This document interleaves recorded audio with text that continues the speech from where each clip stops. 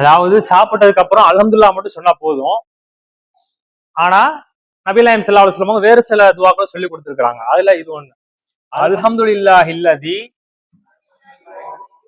கஃபானா வ அர்வானா கைர மக்ஃபியின் வலா மக்ஃபூர்.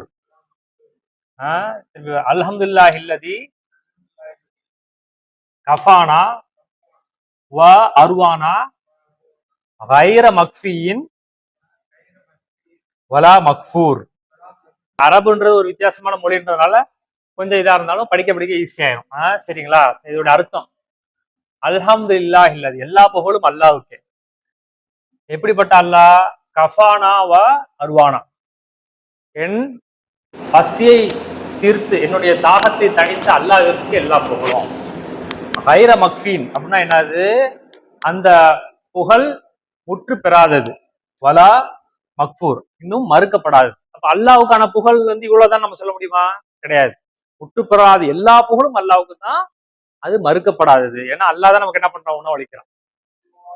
அல்ஹம்துலில்லாஹில்லதி கஃபானா வ அர்வானா கைர மக்ஃபியின் வலா மக்ஃபூர். அப்ப இதோட அர்த்தம் என்னது? எனக்கு முழுமையாக உணவளித்து எனக்கு என்னுடைய தாகத்தை தீர்த்த அல்லாஹ்வுக்கே எல்லா புகழும் நன்றியும். அந்த புகழ் எப்படிப்பட்டது? முற்று பெறாதது, மேலும் அந்த நன்றின்றது மறுக்கப்படாது. புரியுதா? அப்ப ஏன்னா அல்லாஹ் தான் நமக்கு முழுமையா தர்றது. இப்ப திருப்பி அல்ஹம்துலில்லாஹில்லதி கஃபானா வ அர்வானா கைர மக்ஃபியின் வலா மக்ஃபூர். சரி, ஓகே. சாப்பிட்ட பின்பு ஓதும் துவா. அதாவது அல்ஹம்துலில்லாஹில்லதி